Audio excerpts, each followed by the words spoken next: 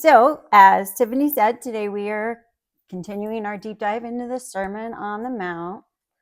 And one scholar actually refers to this as the mountain of a sermon because of all the weightiness of the message and the concepts that Jesus introduces in this teaching. But after commanding his disciples to be salt and light, Jesus is now going to circle back to the concept that how we behave is a matter of the heart. We talked about that on the very first one with the Beatitudes. Because this way of living that Jesus is calling his disciples and each of us too cannot be motivated by law. It has to be motivated by a heart of love in order to achieve it, okay? So early in his ministry, we know that Jewish leaders considered Jesus a heretic, right? Who was breaking laws by healing on the Sabbath and so forth and so on and so forth. So he now reveals the authority with which he comes and the consequence of not accepting that authority. So he's going to lay it all out. This is why I can say what I'm saying, okay? So we're going to dive in, Matthew chapter 5, verse 17. Do not think that I came to destroy the law or the prophets. I did not come to destroy, but to fulfill. So he's basically saying, I'm not changing the laws, I'm fulfilling the laws, okay? So now he says, for assuredly I say to you, till heaven and earth pass away, one jot or one tittle will by no means pass from the law till all is fulfilled. So when Jesus uses the words, assuredly I say to you, no other rabbi used those words of authority at that time. So he is basically saying, I am coming to you with the authority of God. I say to you. So listen very carefully. And we know, just as a reminder, that the law that Jesus is talking about is the law given by Moses, the 10 Commandments and all the addendums found in Leviticus, how to eat, how to deal with arguments, so on and so forth. All the things that they tried and failed over and over again, which caused the cycle of repentance and restoration over and over again, because no one can obey the law to its fullest, right? But Jesus is saying, I don't oppose the law, what God gave to Israel in the Old Testament. I did not come to destroy the word of God, but I am going to redefine it from the perverted ways that the Pharisees and the scribes had wrongly interpreted it. But what the heck does Jesus mean when he says a jot or a tittle? I love it. Those words that you think, is there a meaning to that? There's a really deep meaning to that, because when Jesus says a jot, it actually refers to the smallest letter in the Hebrew alphabet, like the most minute letter in the Hebrew alphabet. It's like a half a letter. And a tittle is actually a small mark in Hebrew letter, somewhat like our pronunciation marks. So it changes the way you would say a word, or even like the meaning of the word. Jesus is saying, in a nutshell, down to the smallest letter of the writing, not just the written word, not just the spoken word, but the actual writing of the law and the pronunciation marks. It is all God's inspired word, and it will stay intact and be fulfilled as promised. Okay, so that is what he's saying when he says none of that will pass away before it is completely fulfilled. Jesus agrees with and supports the law that was given in the Old Testament, but he's now saying, I am the fulfillment of that law. So really quickly, just a reminder of what that means. The laws in the Old Testament are divided into 3 categories. There's ceremonial, dietary, and moral. Under the rule and reign of Jesus, as subjects in his kingdom, the ceremonial and the dietary are no longer binding. The moral code is still the righteous way of living, and we are still to uphold the moral code. It does not expire because it is the representation of the character of God through his disciples. It is by the means in which we portray God and display him in our lives. And Jesus is saying, as we all have probably been taught, he is the only way to achieve that righteous living.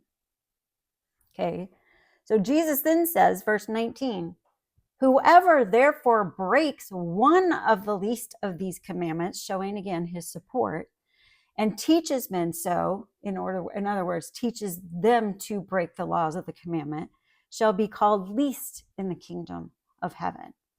However, but whoever does and teaches them, whoever's teaching what I am teaching you and lives by that way, he shall be called great in the kingdom of heaven.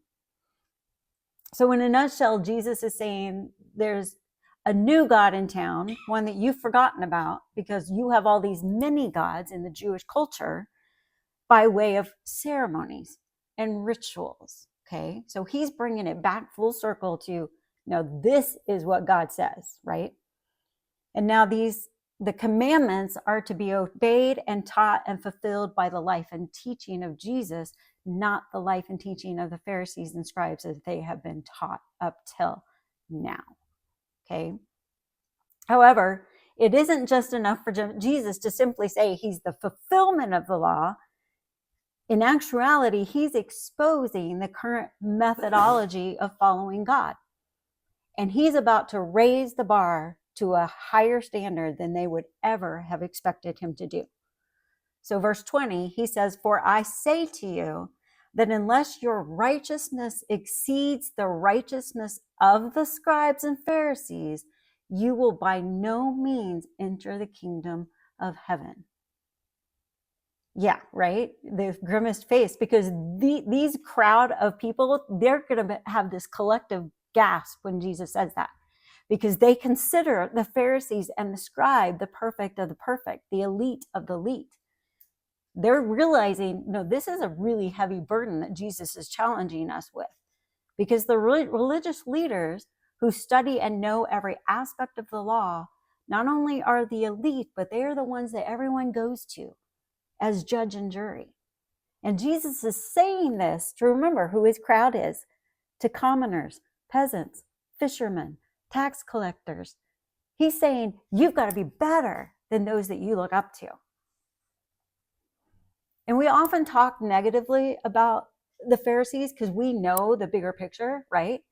But truthfully, they were considered a back to the Bible movement in that day and time. Because after they were released out of captivity and allowed to return back to Jerusalem as a Jewish community regathering out of captivity, they actually did bring the law and the commands back into the Jewish culture that had been dispersed because of captivity. So they were an actual back to the Bible movement. In fact, the Pharisees were so meticulous in keeping the law that they would tithe from the smallest spices that were grown in their gardens. They went to the letter of the law. And one scholar told a story of this, and forgive me if I've told this before, but it's a picture of the devotion of their letter to the law. In early 1992, tenants let 3 apartments in an Orthodox Jewish neighborhood in Israel burn to the ground, while they asked a rabbi whether a telephone call to the fire department on the Sabbath violated Jewish law. So observant Jews are forbidden to use the phone on the Sabbath, and because doing so would break an electrical current, which is considered a form of work. Therefore, in the half hour it took for the rabbi to decide, yes, you can call the fire department, not just one, but 2 other neighboring apartments burned. That's the letter to the law that they obeyed. There's something admirable about that in some respects. But Jesus is saying it's driven by law, it's not driven by the heart. I was telling Dave, this reminded me of Star Wars quote. He'll be really proud of me that I remember this.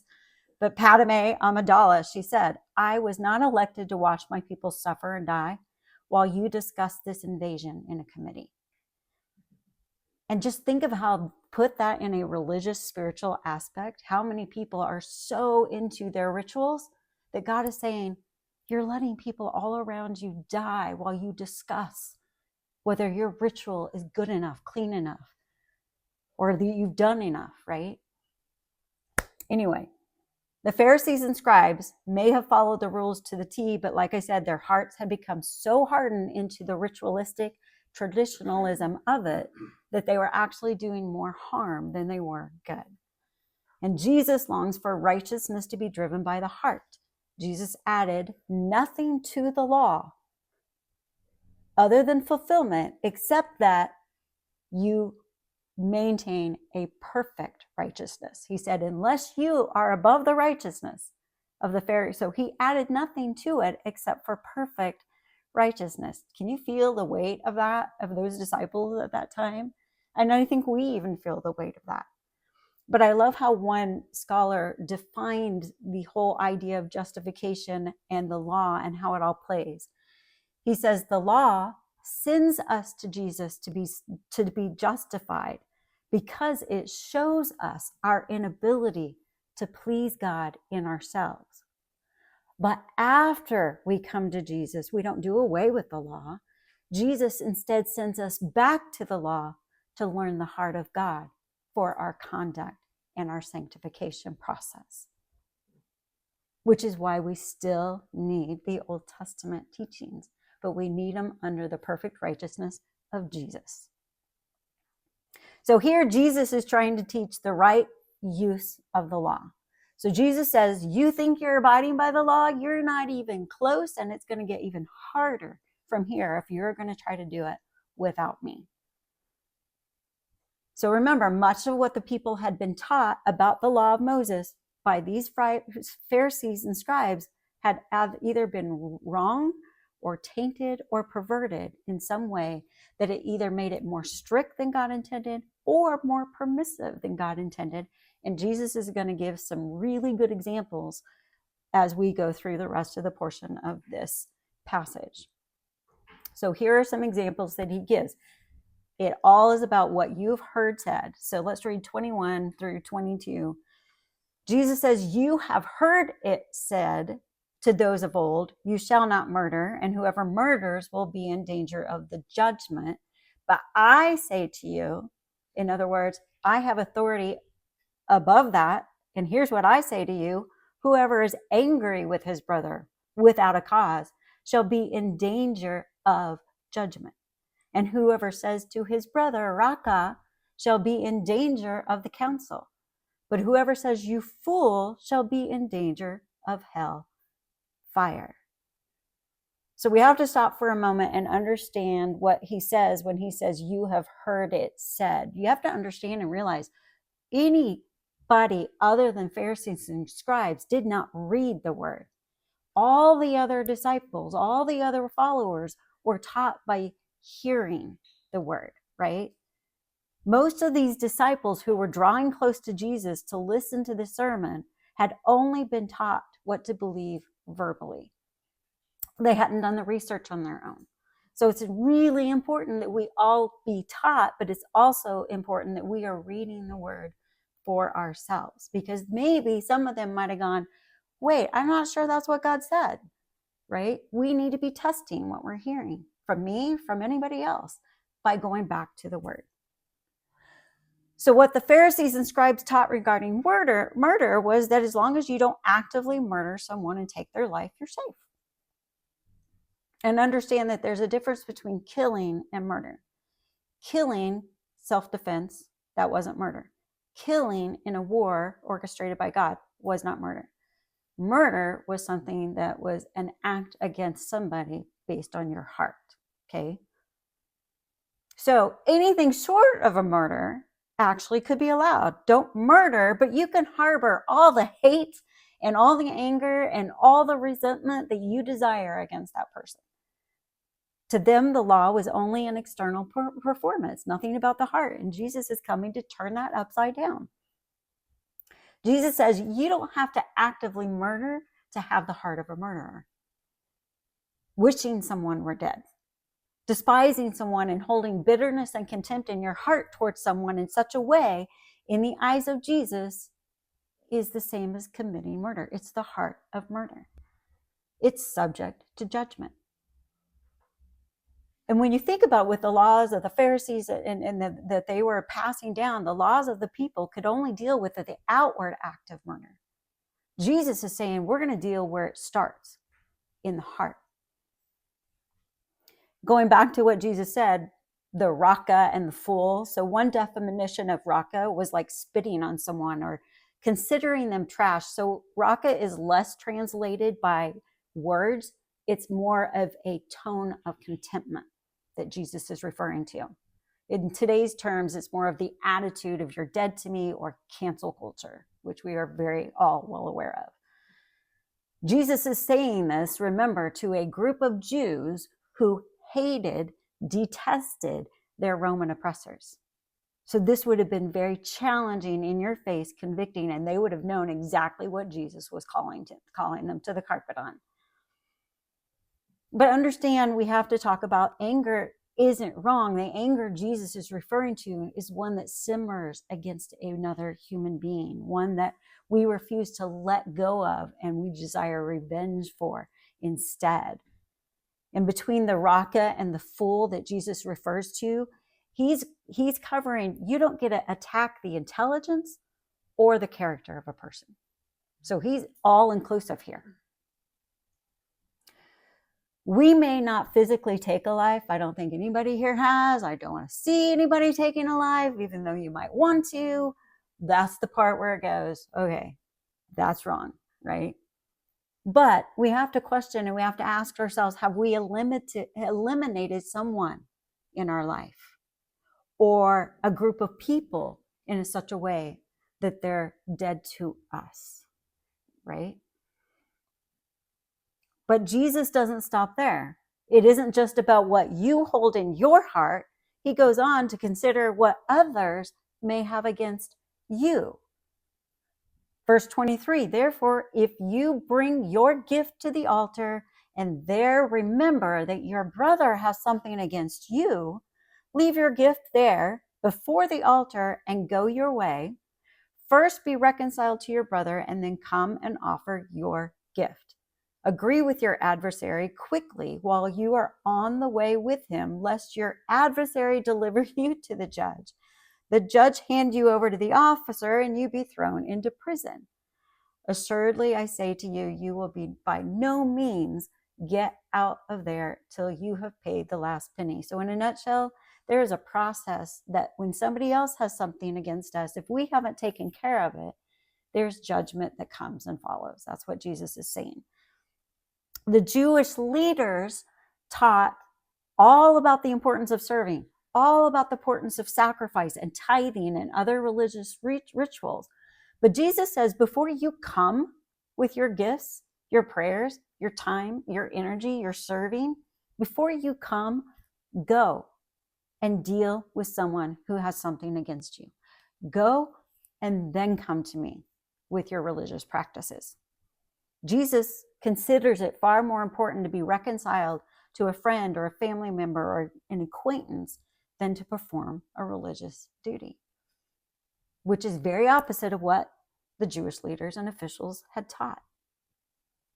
But go back to what Paul says in Romans. I will always bring this up when it comes to relational conflict and reconciliation. If it is possible, as far as it depends on you, live at peace with one another, right? God desires unity.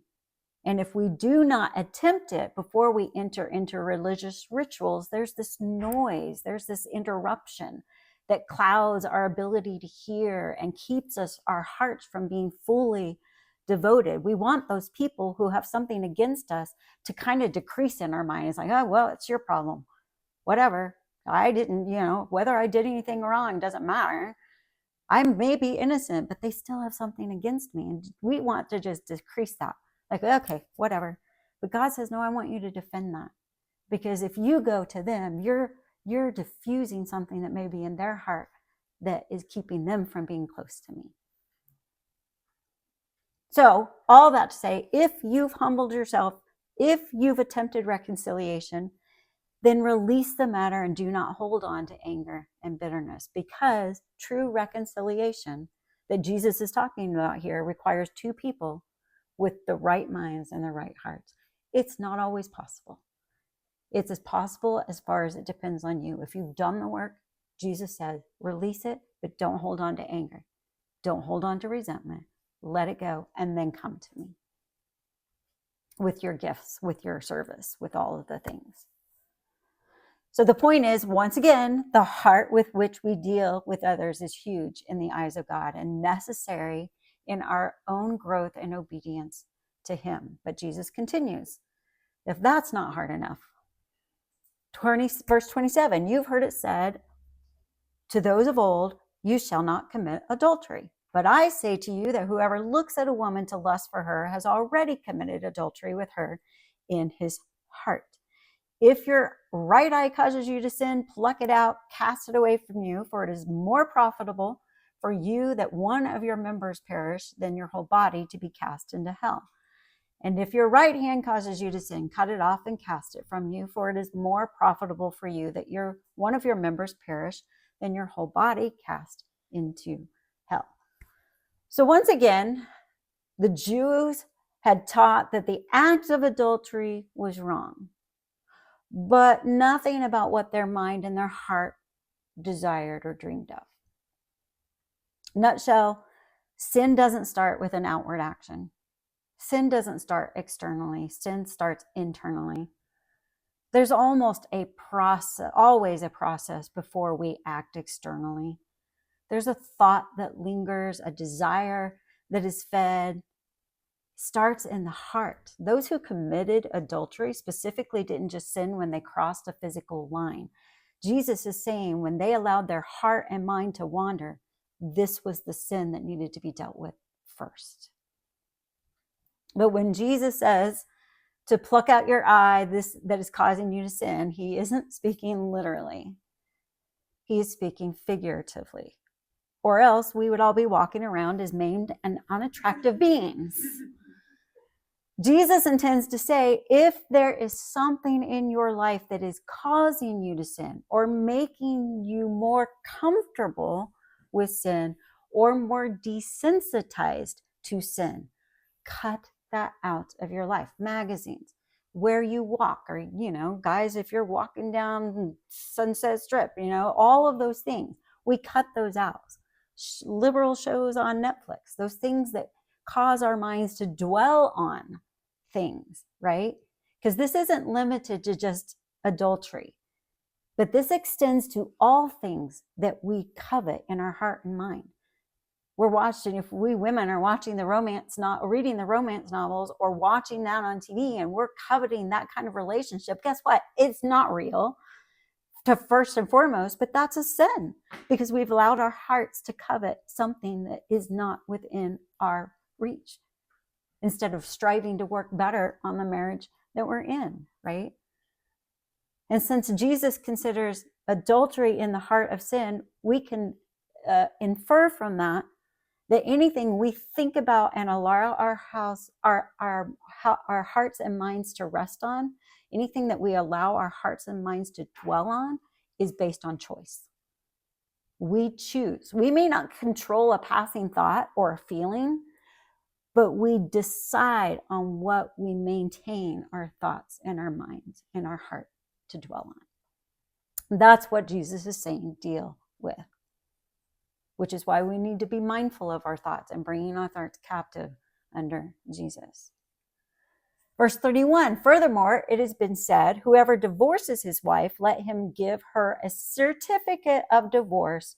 But I say to you that whoever divorces his wife for any reason except for sexual immorality causes her to commit adultery. And whoever marries a woman who is divorced commits adultery. Notice verse 31. They had been taught you can give your wife a certificate of divorce and it's done. We're good. That's what the Jewish leaders interpreted the law of Moses. They looked for loopholes. But when you go back to the original Jewish law that Moses wrote out in Deuteronomy, it says, when a man takes a wife and marries her, if it happens that he finds no favor in his eyes, she finds no favor in his eyes, because she has found some uncleanliness in her, and he writes her a certificate of divorce, let him put it in her hands and send her out of the house.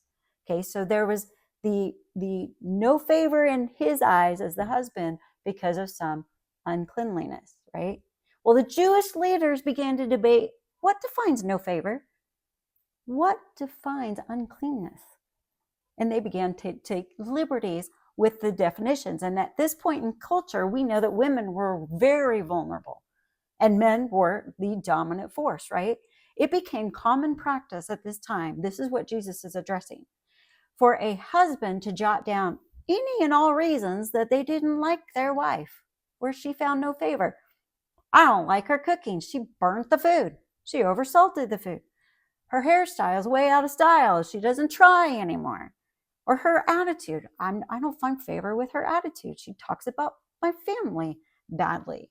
It could be because he finds more favor in an attractive girl next door than his wife. He could literally write down any of these irreconcilable differences and take those writings to a judge, and the judge would easily give a certificate of divorce for lame, made-up reasons.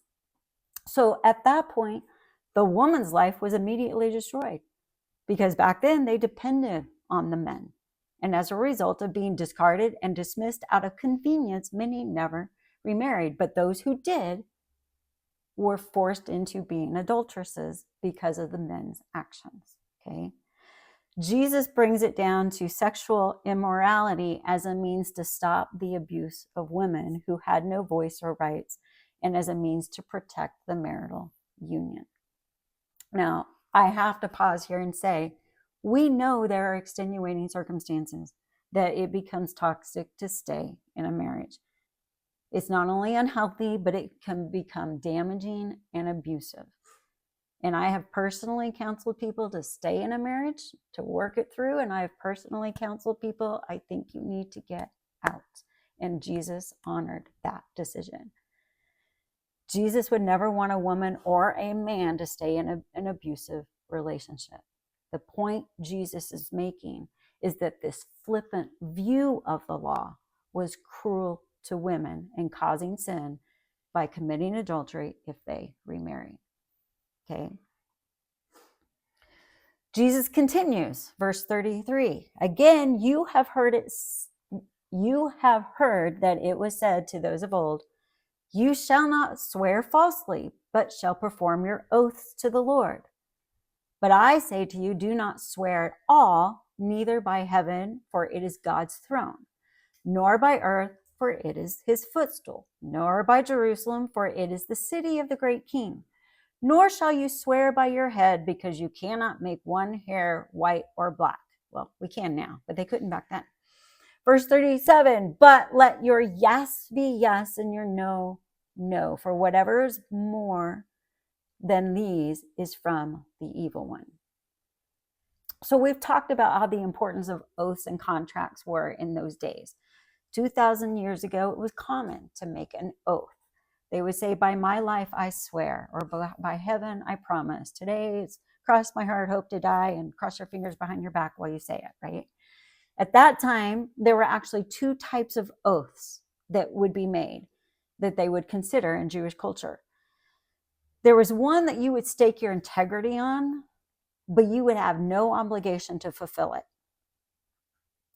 The other type of oath would be one that people would bring God into as a partner in the promise, okay?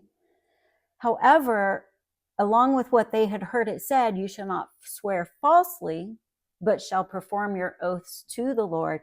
They were not making oaths any longer to the Lord. They were making oaths on behalf of the Lord. Does that make sense? So Jesus is addressing that. And it also comes back to the command, do not take the name of the Lord's God's name in vain. Part of what that meant as a command was that you don't use God's name for personal gain. You don't use God's name to justify your actions or your behavior or your character. That's what they were doing. Do not swear by God in your life that you will do this or that. So the loophole, once again, that the Jewish leaders created was, well, instead of swearing by God, we'll swear to heaven or earth or Jerusalem. And this would make it binding because they thought they were leaving God out of it, but still partnering with God, right? But all the Jewish leaders were doing, all they were doing was twisting the law to allow for another name that replaced God, because everything that Jesus comes back to says, no, if you swear by heaven, that's my domain. If you swear by earth, guess who created it? If you swear by Jerusalem, guess where the great king is going to reside? And by the way, you can't even swear by your head because I created you, right? So it's loopholes. They're not working. And I'm calling you to the carpet on those right now. So what he's doing here is he's calling them and us to a heart of integrity. If you say yes, don't swear. Just don't promise. Just say yes. And let your yes mean yes. And let your no mean no. If you don't mean it, don't say it. If you mean it, say it. But a lot of us, our hearts are always looking for a way out while making a promise to do something. I mean, how many times have you said, oh, yes, I will do that? And you're like, I just do not want to do it. Yes, I will do it. Your heart's not in it, right? I'm serving you out of obligation, but my heart's not in it. My yes is not yes. My heart is saying no while my body is saying yes. God is saying align those. Align your heart so that your character becomes one of integrity, that people know you're trusted with your words. I don't need a contract. Verse 38, you've heard it that it was said, an eye for an eye and a tooth for a tooth. But I tell you not to resist an evil person, but whoever slaps you on the right cheek, turn the other to him also. That's a very popular quoted verse that a lot of people, I don't think, understand the depth of it. So eye for an eye is actually right out of the Old Testament law, right? Miss Leviticus reader over there, she's nodding her head. Yep, I know that. Some will say that's proof of the savagery of God in the Old Testament, right? That's vengefulness. Yeah, he hurt your eye, you take his eye, right? It was the law of exact retribution. We have to understand what it was given for. So human nature isn't just to get even, it's to go above and beyond, right? Most human nature is you poked my eye, I'm going to blind both of yours. You broke my arm, I'll take out both of your legs. The whole idea of this eye for an eye was exact retribution so that the punishment fit the crime. Okay? And this law, and this is where the Jewish leaders perverted it, this law, eye for an eye, was a civil government law only. It wasn't for personal use. It was for the civil government to let the punishment fit the crime, to oversee the punishment to fit the crime. However, over time, religious leaders took it to the common people as a means of giving permission to get even. Oh, he did that to you? Yeah, go. You're free. Instead, Jesus says the common quoted verse, turn the other cheek. But we have to understand this is not about a physical attack that Jesus is talking about. In that day, it was more referred to as a deep insult. Instead of Jesus saying actual slapping of the face, it was more about somebody insulting your integrity. And instead of repaying that evil for another evil, as you've been taught to do, resist that evil and turn the other cheek. In other words, don't get even. Turn the other cheek. So, oh yeah, go ahead, hit me again. Let's see if you can do better, right? Which would be my attitude. It's more of a turn the other cheek to say, I'm not going to fight. I'm not going to get into a verbal brawl with you. I'm not going to humiliate you the way you just humiliated me. Jesus also says, don't repay evil for evil. Resist the evil they are pouring out on you by resisting the temptation to return the insult. That's what Jesus is saying. But in other teachings, Jesus says, vengeance is mine. I will repay. It's not our job to repay. The Jewish leader said, no, you go for it. Jesus says, no, don't. you let me fight for you. And Jesus goes even further on this. In verse 40, he says, if anyone wants to sue you and take away your tunic, let them have your cloak also. So at that time in culture, the tunic was the shirt on your back. And it was, by law, you could be sued for the shirt on your back, but it was not allowed to sue someone for their cloak or their outer garment. That was a necessity for keeping warm. That was an extreme punishment. And when Jesus says, if you are sued for the tunic, offer your cloak or your coat, basically what you're doing is you're disarming them. You are not giving them power over you to control or manipulate. The principle is to protect our heart from retaliation and bitterness of what they just got from us, right? It is better to be empty of your possessions, get rid of all of it, Jesus is basically saying, because the coat was your survival. The cloak was your survival. It's better to get rid of all of that than to be filled with bitterness of what they actually took from you. But wait, there's more. Verse 41, whoever compels you to go 1 mile, go with him too. Give to him who asks you, and from him who wants to borrow from you, do not turn away. So what Jesus is replying or referring to here is, by Roman law at that time, the Jews were required to obey a Roman soldier who approached them and told them to carry any of their supplies or anything else that they had, their backpacks, whatever. But they were only required to carry it for 1 mile by law. And it was so taught that it happened so often that the Jews knew exactly how many steps it took to reach that 1 mile part.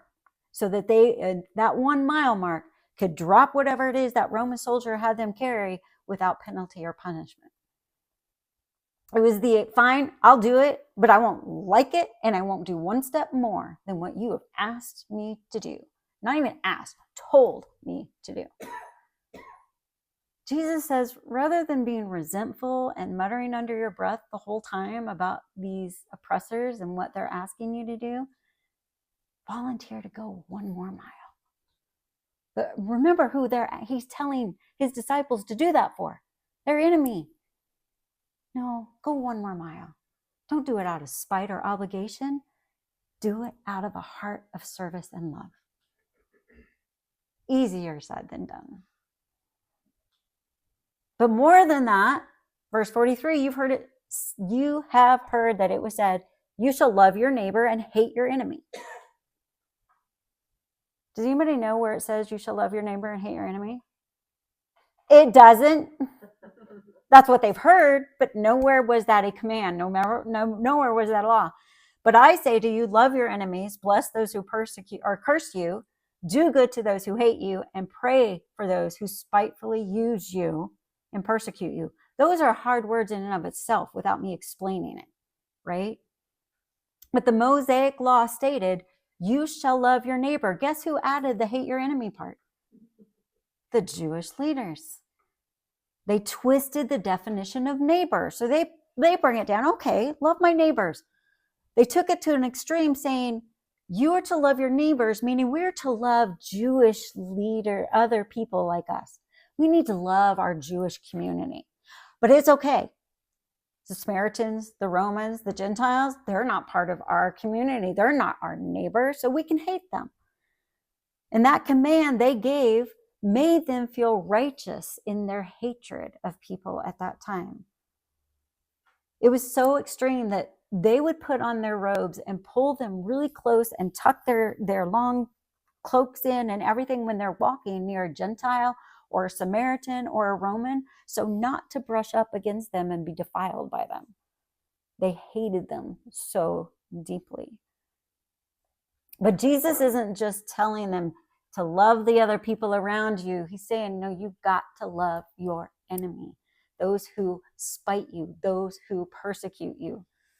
And those Romans who are oppressing you, they are your neighbor deserving of love. So let's bring that to today. Jesus is saying, love that corrupt politician that just voted in pro-choice.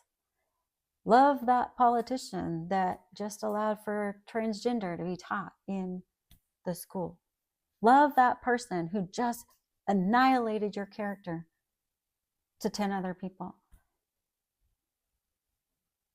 Love those who do evil. Love those who hate you for your faith. But more than that, Jesus says, go above and beyond. That's what this whole, everything is about. It's going above and beyond. He says, go above and pray for those people. Because it's really hard. I don't know if you've tried this. It's really hard to hate someone that you have truly prayed for. You truly see them as a person that God created who has been defiled by the enemy.